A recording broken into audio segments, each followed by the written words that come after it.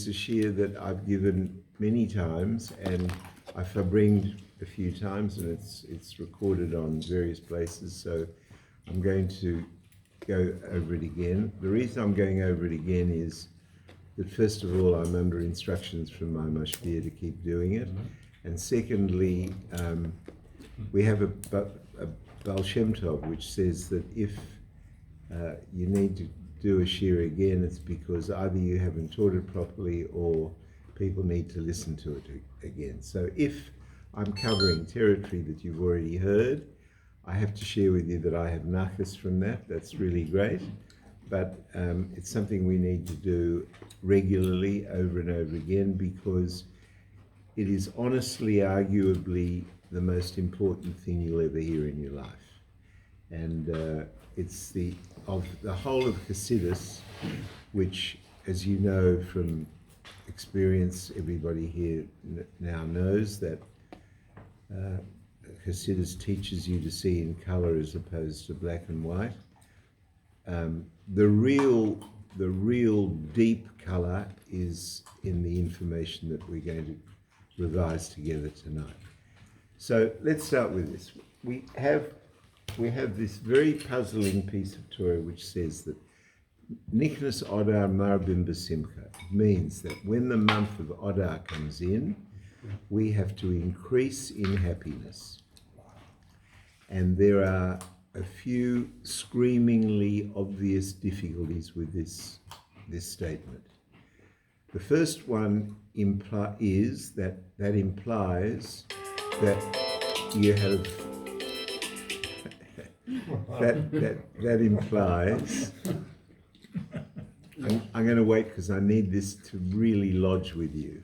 It implies that if Nichnas Adar Marvin B'Simcha comes the month of Adar and you have to increase in happiness, the first implication is that you have control on your happiness. Now, I want to tell you that that in itself is a staggering proposition, as we'll see. But we also know that there is no such thing as Hashem giving us a mitzvah which is impossible of performing. And this year it's 2 months. And right, this year it's 2 months, so it's double the issue, so it's double the problem. And just examine for a moment that if, as a matter of your own logic, if Hashem is giving, imagine you as a parent or as a grandparent have a child, God forbid, with a broken leg or 2 broken legs, and you said you are forced to run the city to surf. That is Parashat cruelty, right? Because the child can't do it. You're giving the child something to do which he can't do.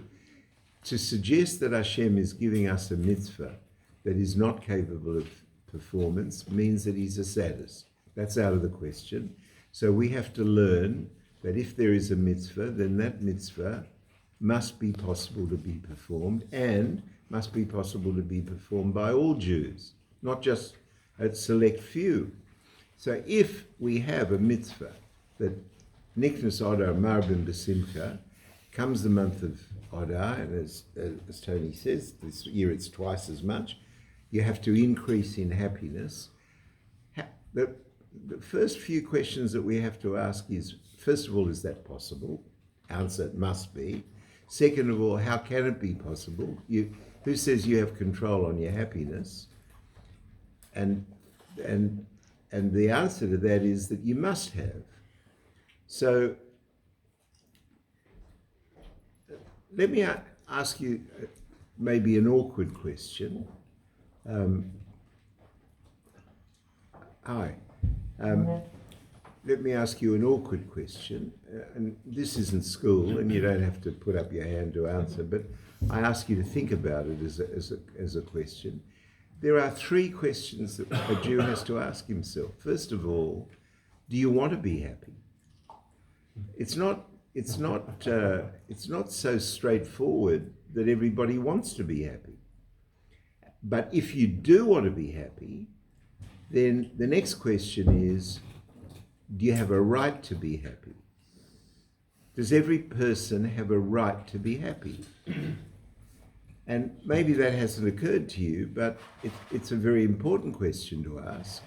And then finally, an equally important question is, do we have a responsibility to be happy?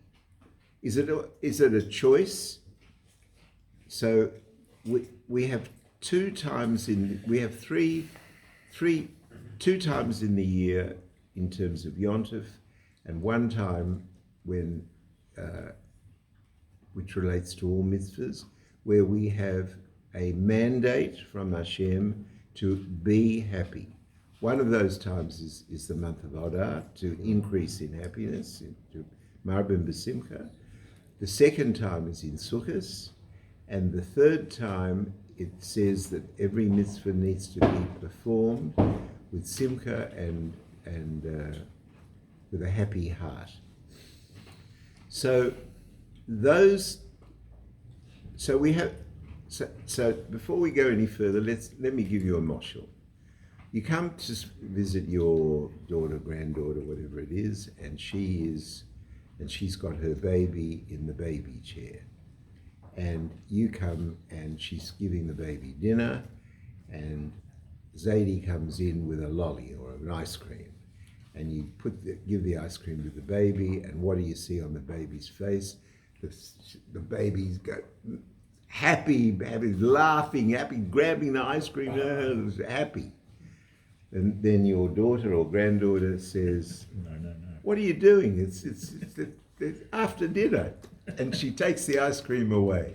And what do you see on the baby's face? You see that it's now Tisha B'Av, right? I mean, the baby is crying. And so what have you witnessed? You've witnessed gratification equals happy, denial equals unhappy. And before we start this journey, I just want to suggest this to you, that if Niknas Adar Marbim B'Simcha, and this year double, if it's going to be that your simcha is dependent on gratification rather than denial, it's a lottery, right? Really, if you want to say that if Hashem expects us to be besimcha more in the month of Adar, equally you are entitled to thump the table and say to God, "You want me to be happier? Give me more." Isn't that logical? And don't take anything away from me. Give me more and don't take anything away. Then I'll be happier. And we know that that doesn't happen.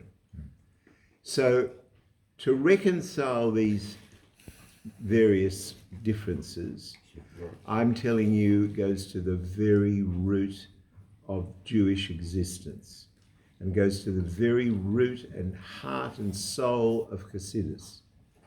And understanding this almost is a gateway and a red carpet to understanding most of other things in your life. It's an extraordinary thing. It's very difficult. It's all set out in Tanya in Igeres HaKodesh number 11, and it's one of the hardest things in Chassidus, not because the words are difficult to understand, but making this part of your life is so difficult to do. So let's start the journey with this. L'chaim. There's a famous mashal, which I've repeated this year many times, and we'll do it again, from the Maharash.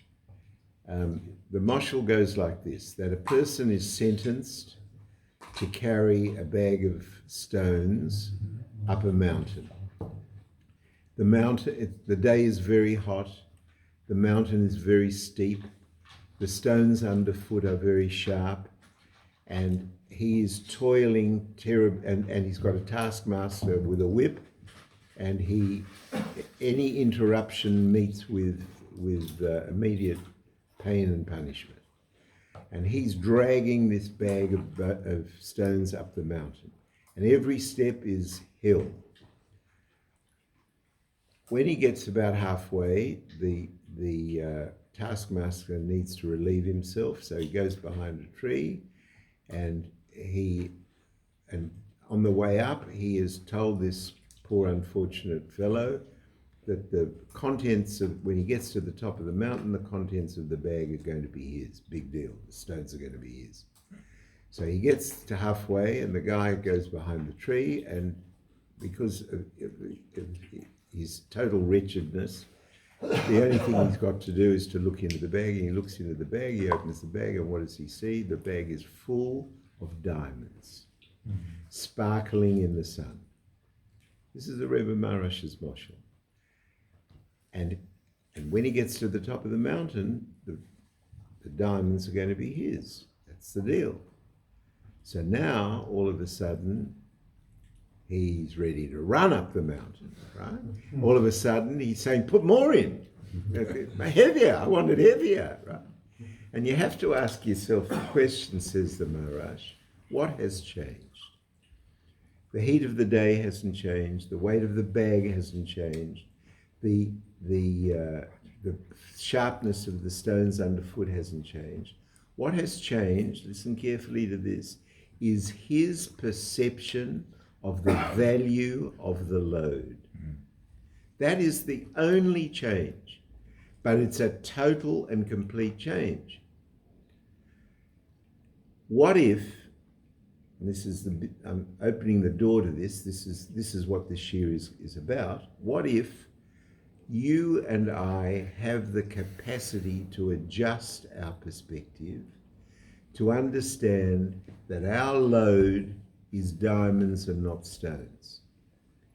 Now, there are 8.5 billion nefashos on this planet, and I would wager that no more than some few million, if that, would ever consider any negative in their experience as being a valuable part of their life's load. Most people would regard any kind of setback that they endure as an obvious evil, especially if it's painful. And if it's a negative experience, you treat it as a negative experience, and you hope that tomorrow you'll have less negative experiences. But that is the man whose perspective is that his load is valueless. I hope this point's getting through, because we can't move without it getting through. If you believe your load is valueless, it's almost what's the point of living? Because then you're living a lottery. If you have few negative things happen to you, well, then you've dodged the bullets every day, and life's not so bad. But if you don't have that experience, what's your life like? So let's move to the next thing. We have a Baal Shem Tov that says this. There are 3 brachas. This comes from Gemara, this comes from Gemara brachas, but it's amplified very much in Chassidus. There are 3 brachas: health, children, and money. Why are they brachas? It's explained that we have almost no control over any of those 3. Now, that may sound counterintuitive to you if you haven't heard it before, but the reality is that, let's take health. You get some people who are just sick. You get some people who are just healthy. I went through law school with a guy who, I don't know if anyone here is old enough to remember, but he dropped dead at 41 in the city to surf, and he was Olympic fit. He was in Bondi Junction. 41 years of age, dropped dead in the city to surf. And my father-in-law, Oliver Sholem, lived to be 97 vigorous years.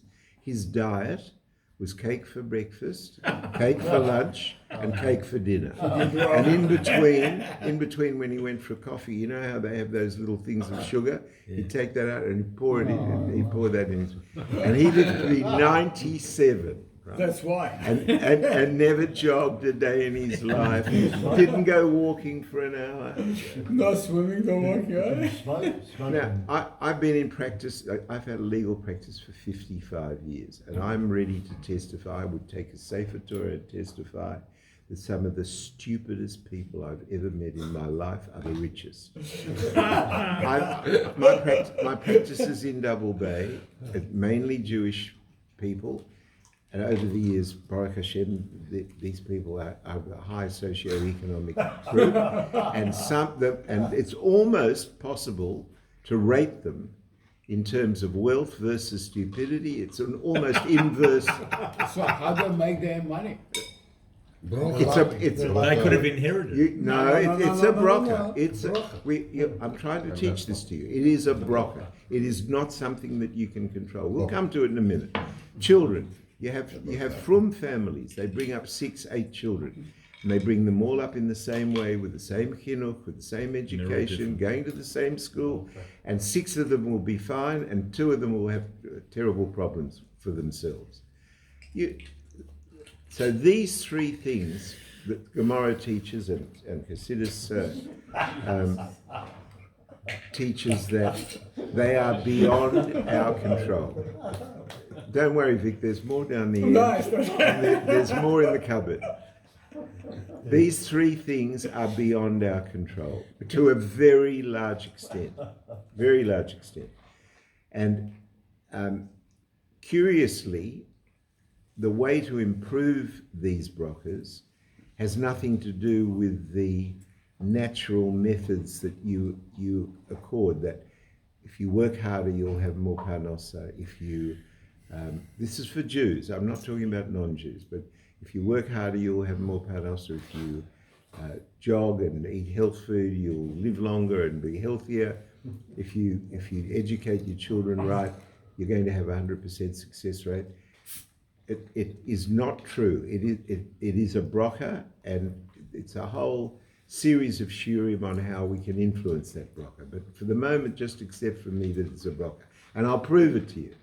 Of these 3 brachas, let me ask you this: the Tzaddik Hadoya, the leader of the generation, the Moshe Rabbeinu of our generation, the Lubavitcher Rebbe, had no children. Why? Okay. So the Baal Shem Tov explains this. He says that a Jew, it's very, very, very rare, he uses the word very 3 times, to have all 3 brachas at once. Very, very, very rare. It is much more common for people to have 2 of the 3 brachas, sometimes only 1, and nebok, some people none. They're poor, they're sick, and they have no children or no nachas from their children, God forbid. Right? Now we've got a problem. The problem is that we have a mitzvah to be happy. And that mitzvah to be happy is not only to those people who have all 3 brachas, or 2/3 of the brachas, 2/3 happy. 1/3, 1 bracha, 1/3 happy. None of the brachas, shoot yourself. So what are you doing? What do we do with this? Keep trying. Keep trying to be happy. No. You just concentrate on the shia. That's what you need to do.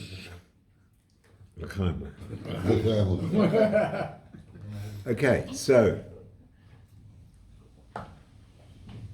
it's not going to take you long for it to dawn on you that when we have an obligation to be happy, there must be more than one form of happiness. Because if the only form of happiness is the responsive kind we've defined, in other words, give the child the ice cream, take the ice cream away, misery. If that was the only method of generating and limiting happiness, then the mitzvah we've agreed would be unfair.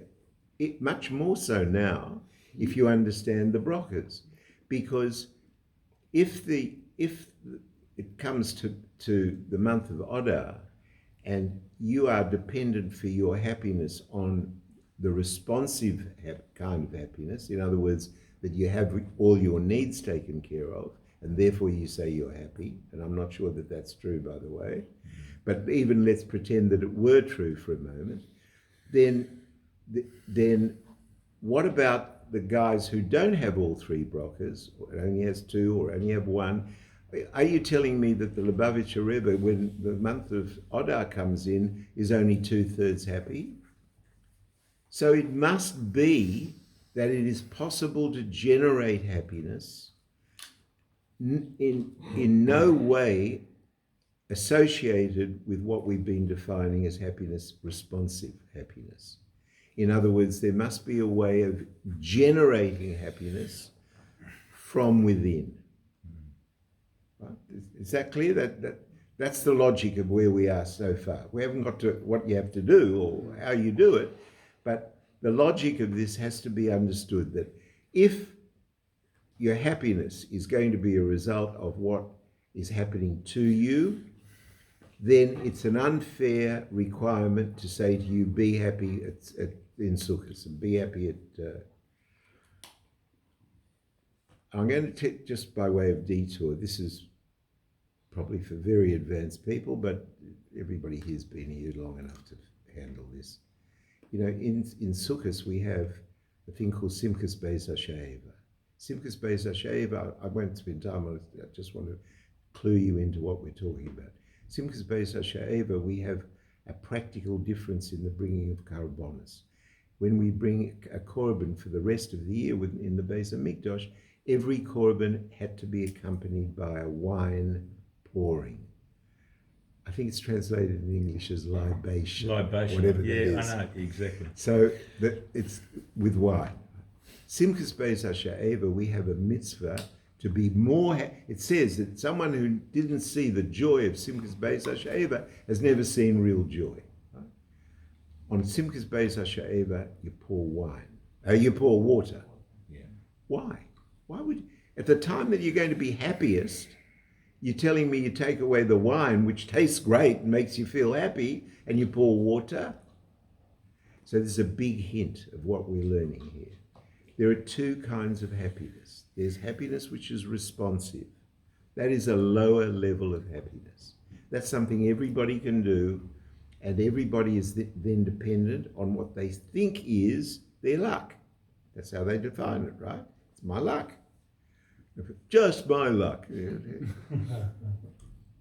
It's not the perspective that we learn in Chassidus. The perspective that we learn in Chassidus, which I'll come back to in a bit more detail, is that you are a neshama which is sent down into your guf to be a shliach of Hashem with a specific purpose, and you're going to have specific tests in order to manage that. And in order to, and when you overcome those tests, you find a level of personal greatness, and that personal level of greatness is why you were born. And you elevate the world, and you make a dira b'taktoinim, and all of that, which we're going to revise in a minute, is the reason that you exist. So if you have a challenge, far from it being bad luck, it is actually God giving you the wherewithal to realize your potential and find your own personal greatness. And that is what we learn, is how to be happy. Because if that becomes your focus, then you realize that your load is diamonds, not stones. Get this? It's so important, guys. I mean, there's no shear I can ever give that shouldn't be more personally important to you. That's not why we're from. That's not why we believe in God. That's not why we carry out our mitzvahs in order to be happier. But one thing I can tell you, that the byproduct of being frum and doing the mitzvahs and learning Hashem's Torah and realizing your purpose in the world and realizing what your nisyonos are and what your challenges are and how to overcome those challenges, that the byproduct of that is happiness. And it's that level of happiness that we are enjoined to focus on and grow in the time of Adar, double this time, this year, because we've got 2 Adars, and in the period in the period of Sukkot and every time we do a mitzvah.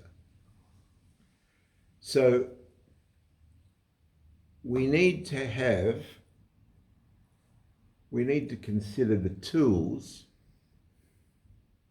for this. We need to consider the tools for how you can develop the perspective, not to pretend that the stones are diamonds. That's useless. That's not what we're here for. We're not here to tell lies, and you're not here to hitch your wagon to a star of baloney. But to understand that this is a real truth, and the question is, how do you change your perspective to tune into that truth? That's the issue. So the steps are the steps that Baruch Hashem, everybody in this year is familiar with. Let's start at the beginning. We start at the fact that Hashem made the world.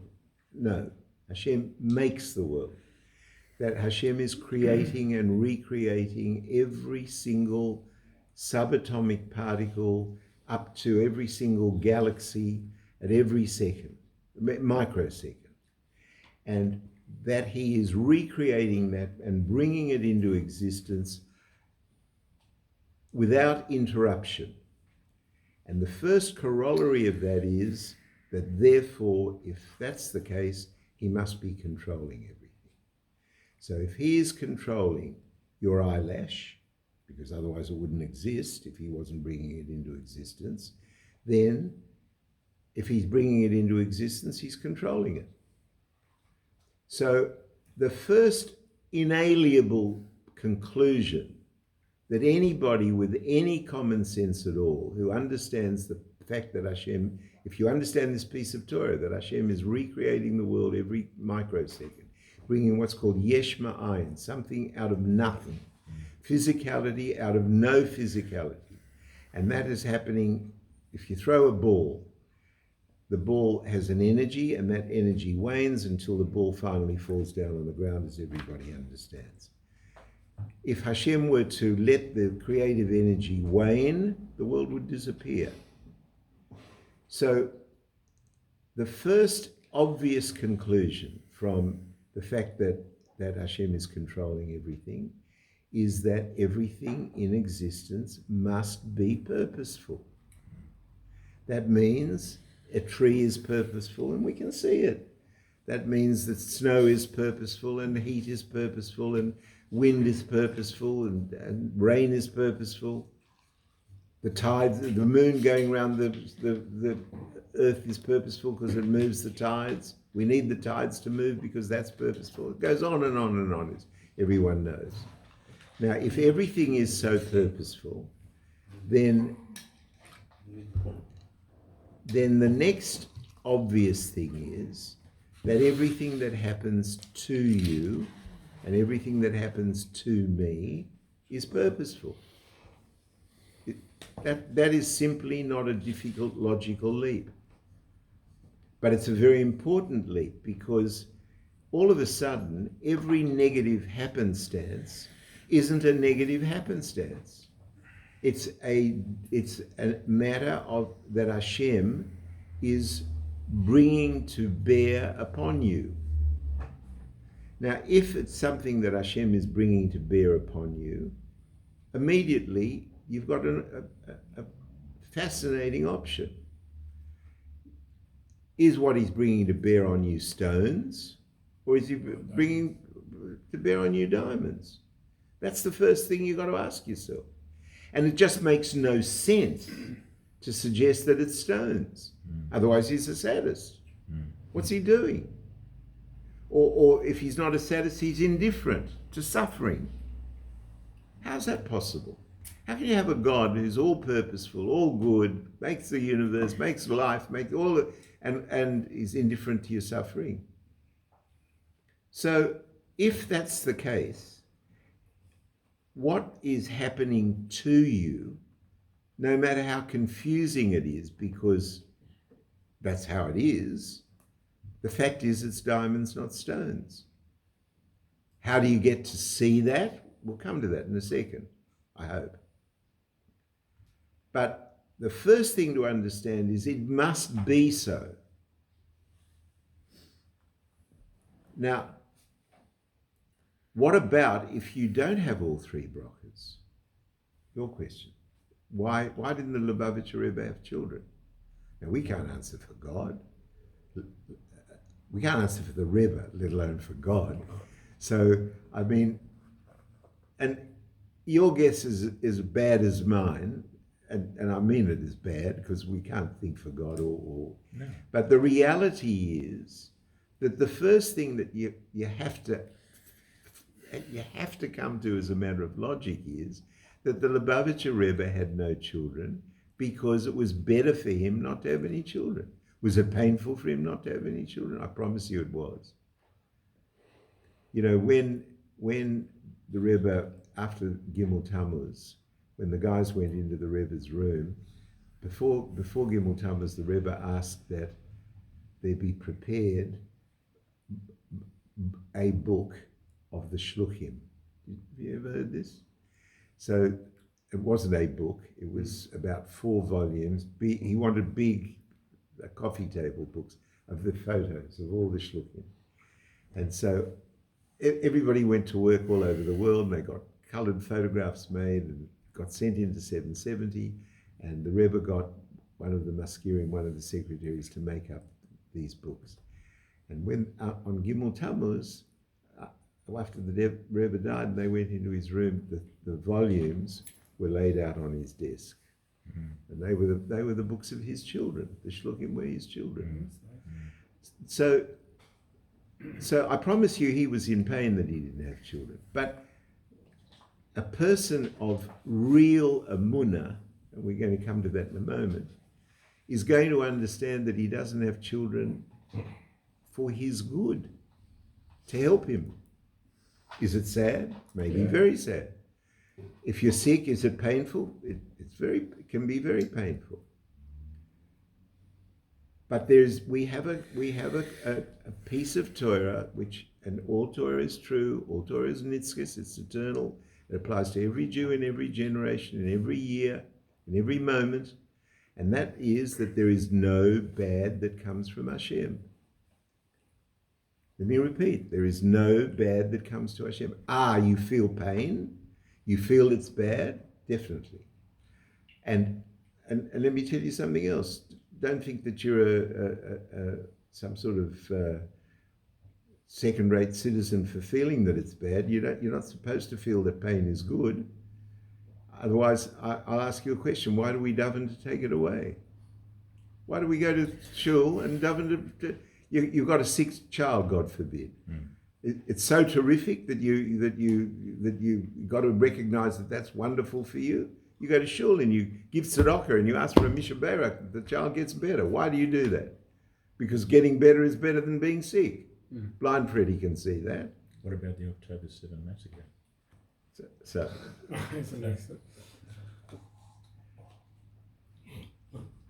let's go step by step. So the truth is that to get to the point where you can recognize that what is happening to you, the first step is a huge step. The first step is to understand that what's happening to you is happening to you deliberately. That Hashem is orchestrating that every single microsecond. You want to tell me you've got free choice? You have. You've got free choice, but not to what happens to you. You've got free choice in how you react to what happens to you. That you have absolute free choice in. You have no choice in what happens to you. You have no choice and you know what? If somebody says, you're walking down the steps of my house, God forbid, and somebody trips and falls, and he says, I should have been more careful. We have a piece of Hasidus, Rabbi Philman and I were talking about it just this week, or Rabbi Philman was talking about it. He said, the person that says that is really saying apikosis. Because what he's saying is that I really should have been able to control whether I fell over or not. It's Hashem.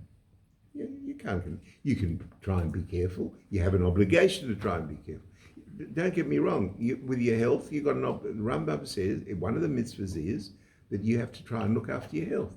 So whatever the current mishigas is from the doctors, you've got to follow. Red vegetables. I can remember my mother, Oliver Sholem. She came home one day when I was about 8 or 10 years of age, and she said, I came from the doctor, we're only having red vegetables. So for about a year we had carrots and then she came home and she, bless her heart, she said, I've been to the doctor, we can only have green vegetables. So from then on we had, but she was doing the right thing, because we have to listen to what the doctors say. Are they right or they're wrong? That's not our business. Our business is we have to try and do the best we can. Get better cakes. And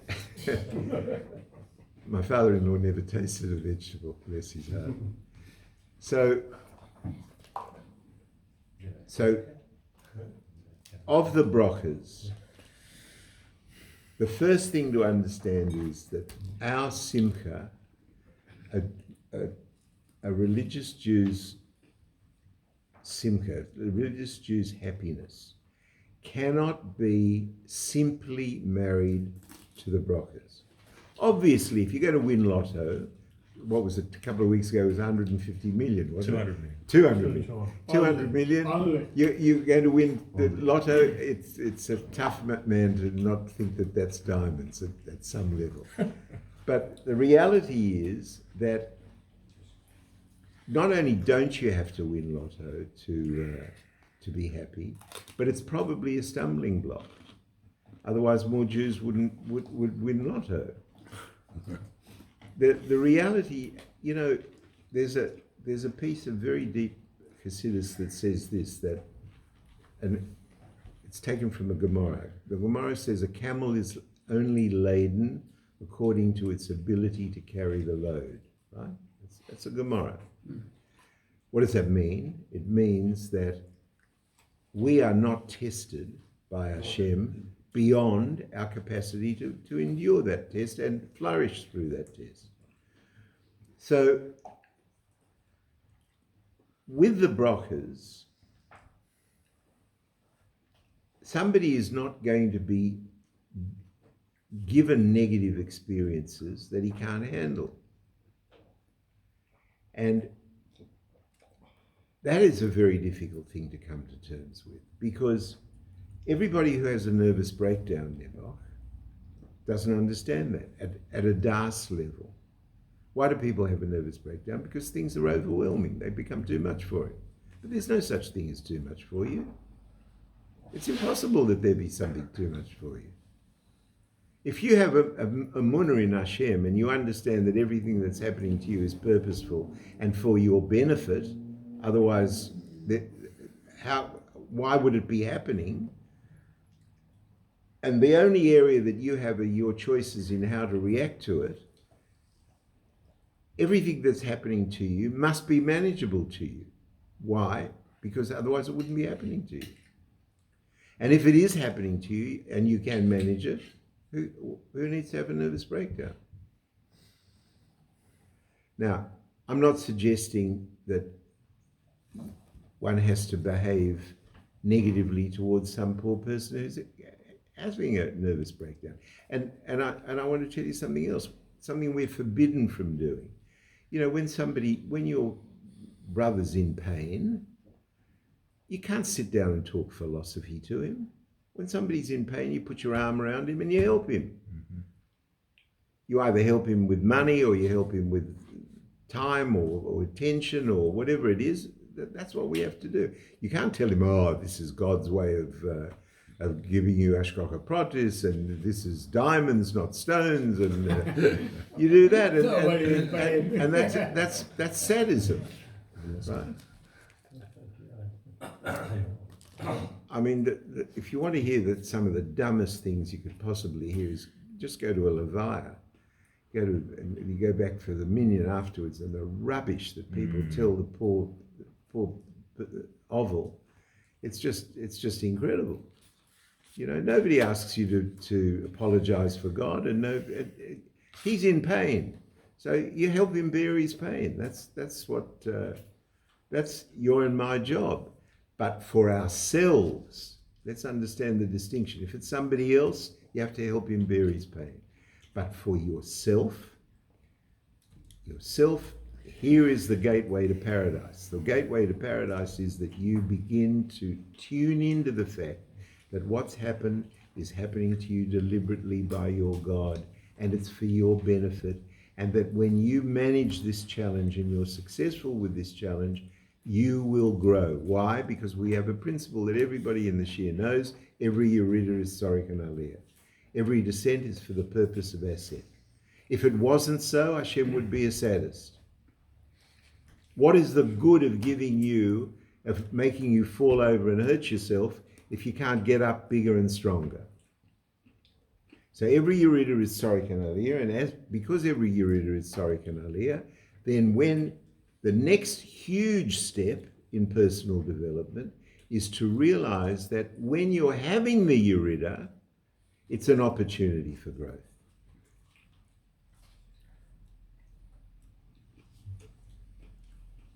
Now, real happiness comes from understanding this paradigm. Real happiness cannot be a result of what happens to you, because if that's going to be your yardstick, first of all, the Baal Shem Tov's vort that most people don't have it all three at the one time is going to apply to you. So for the 99.99% of your life, you're going to be missing one of the brokers. And if you stop people in the street, if you take a microphone, you know those things on television where they go into the shopping centre and some moron asks another moron, he says, what would make you happy, right? Yeah. You're going to get one of the three answers. You're going to get, more money. If I had more money, I'd be happier. Or, I got this sore leg, and if my leg, then I'd be happier. Or I haven't seen the kids for 4 years, so if I could see them, I'd be happier. And they're right. They would be, that's true. But what you need to understand, and what I need to understand, and what we need to revise regularly, is that we have a heavy bag. Everybody carries a heavy bag. But you've got to understand that when you unpack that bag, it's really diamonds and not stones. That's the issue. And the way to do that is to develop your emunah, to develop your trust in Hashem. Now, l'chaim, let's talk about that for a moment. You get people who will say to you, you want me to trust in Hashem? Okay, so if you're not good friends and you're a bit shy, or you're not, so they'll take that at face value, they're not going to tell you. But if you're really good friends and you're talking to somebody who is telling you the truth, and you're telling him the truth, and you say you have to have a munah in Hashem, and if you have a munah in Hashem, everything will be all right. He'll say, well, the truth is, I'm not sure you can rely on Hashem. What about the Holocaust? Yeah. What about your question, the 9th of September, October? What was it? 7th of October. I should know. I was there. Really? We were in Israel. Yeah. So what about that? What about tsunamis? What about pain? What about when our eldest daughter was 3, she had a need to be in hospital, and the best hospital around here for kids at that time probably still was Prince of Wales. And we took her to Prince of Wales, and she had to be operated on. And after the operation, we stayed there the night, and then after the operation we left. And the way to the car park was through the Children's Cancer Ward. Now, I want to tell you, I don't know if you've ever been in a hospital's Children's Cancer Ward, but it is really deeply upsetting. You know, you've got to be made of stone. These little kids with no hair, and so there are plenty of people that will say to you, if they're telling you the truth, they'll say, well, you're telling me to have a munah, and you're telling me to have a munah in Hashem and that only good comes from Hashem, but He's let me down. He's let our people down from time to time. So let's deal with that. That's a subject for many shurim on its own. It's a very difficult area, mainly because the first step is to understand that we can't think for God.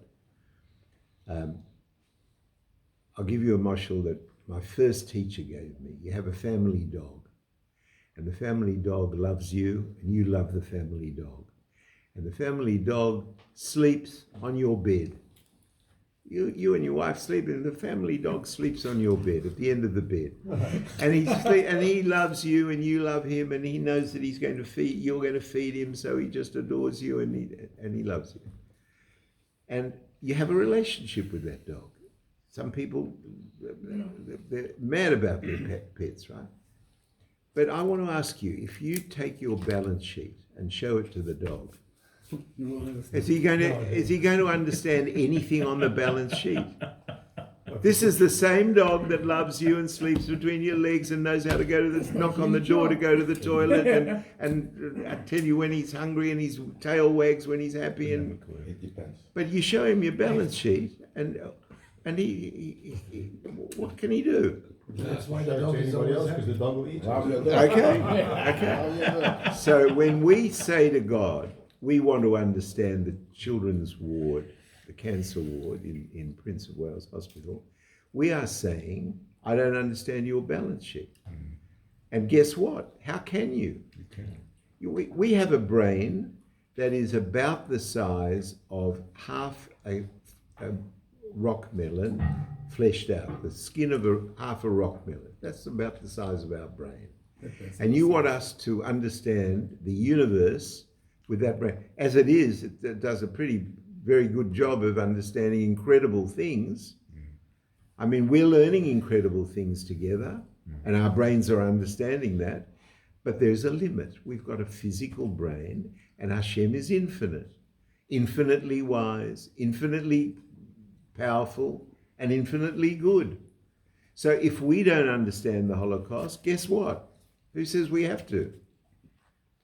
What do we have to do? We have to learn.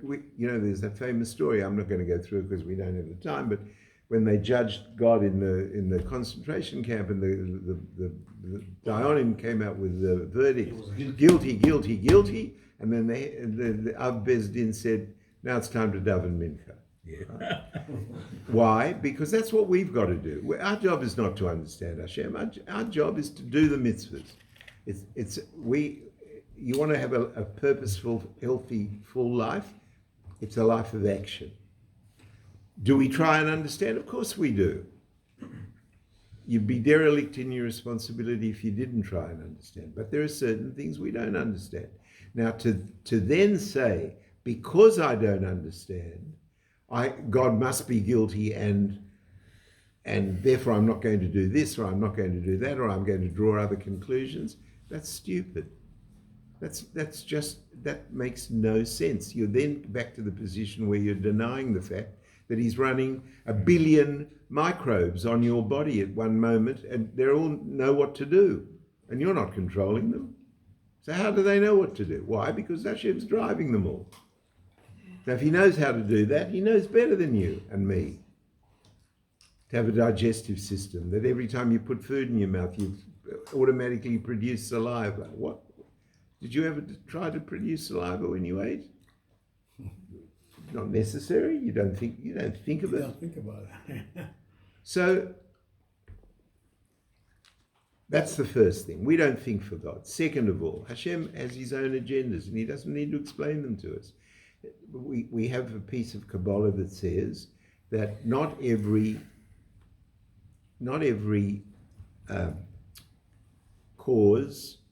spiritual cause has the same spiritual effect. So one person steals and he loses money. Another person steals and he loses health. Another person steals and nothing happens to him. And that's Hashem's agenda. We don't understand that. We can't calculate that. So and you don't know what happened in previous Gilgulim, and you don't know what's going to happen in future Gilgulim. So you don't know whether you're making money because your father and your grandfather and your great-grandfather were dead poor and gave too much tzedakah to the point that they died giving tzedakah, and therefore you're getting all this money, and you ask yourself, how do I deserve this? If you're stupid, you'll say it's because I'm clever. But how do I deserve it? The answer is we don't know what the agendas were from previous generations. We don't know how your grandchildren who are unborn yet need to be armed financially. So maybe you're going to make the money so that you can leave it to them.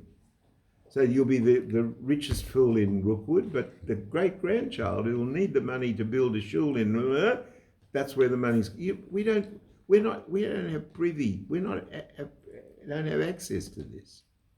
What we do have access to is our Torah and our mitzvah system.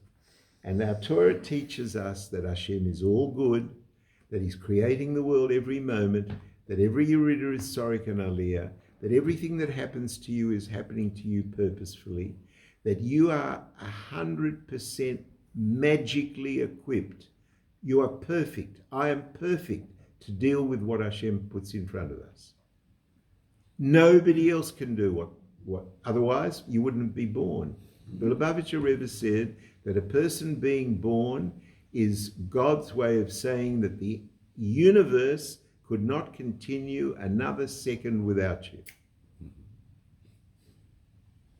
And you may live 60, 70, 120 years before you do the one thing that your whole life was meant to be. Or maybe that you're doing it all day, every day. How do you know what your tests are? This is a question that gets asked a lot. How do you know what your tests are?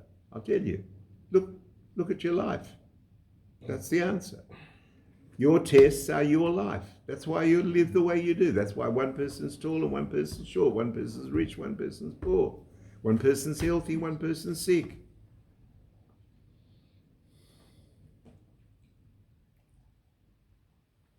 But to be tuned into that properly, so that it's das, so that you really get it, so that you really get that you and your God have a partnership going on here, that you have got to take what happens to you and elevate it, elevate the world and make a dira b'taktoinim for Hashem in gashmias, in physicality, in all the ways that we've learned. If that is your focus, you're happy, completely happy. Now, can you increase in that happiness? Yeah, that doesn't require any brachas. That requires an increase in focus. That's all that requires.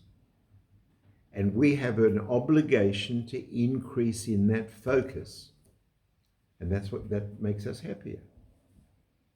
So we do have the control knob on our happiness. It's not like with the child with the ice cream. Sure, there is responsive happiness. And you know, when the Rebbe gave a bracha, he used to always give a bracha, Baruch Nisu B'Gashmias, with both. Because it's easier to live with open brachas. But that's not the main game. That's the fool's gold. The main game is to understand that in your bag, you know, there's a famous midrash that says that everybody has their pekel, everybody has their pack of problems. And one day everybody knows this, they had a situation where they were invited to come into the Hevra Kadisha and put their pekel on the table. And you could pick anybody's pekel, and everybody picks up their own, right? Why? Because at some level, instinctively, we know that our pekel is our pekel. And instead of it being stones, it's diamonds, and rejoice in it. Instead of lamenting it, rejoice in it. Every day is a blessing. Everything that happens to you and me is a bracha. Not the three brachas, because that's God's secret. We don't understand that. Tzaddikim can interfere with those brachas, you should know, to change one for another. Not to create them. Those brachas are created Rosh Hashanah. When on Rosh Hashanah, it's created who lives or dies, who's rich or poor, who's all of that's created. Your potential for the year is created Rosh Hashanah. Now, if you can't have children, we have stories of people that went to tzaddikim and they asked for a bracha for children, and the Rebbe didn't want to give, and they insisted, and then we have very many of these situations where the Rebbe said, would you, for example, be prepared to be impoverished? And some of them said no, and some of them said yes. And the ones who said yes had children and were impoverished. Because you can't have all three brachas. So a tzaddik can change the brachas for you sometimes. But if you live your life dependent responsively on those brachas, then you have no chance of controlling your happiness, because you're at the mercy of what happens to you. Very simple. So I want to tell you, I've given this shiur many times, and I've bring this with Bokrim and girls in New York many times, and it's on one form or another's on YouTube and other places. But I'm telling you that every time I give the shiur, it's more important for me personally, and I commend it to you to really try and understand that this is not words. It's got to be a change in not only behavior, but in your own personal perspective value system. And as a result of that, you really will have the volume knob on your happiness. So l'chaim. Brilliant.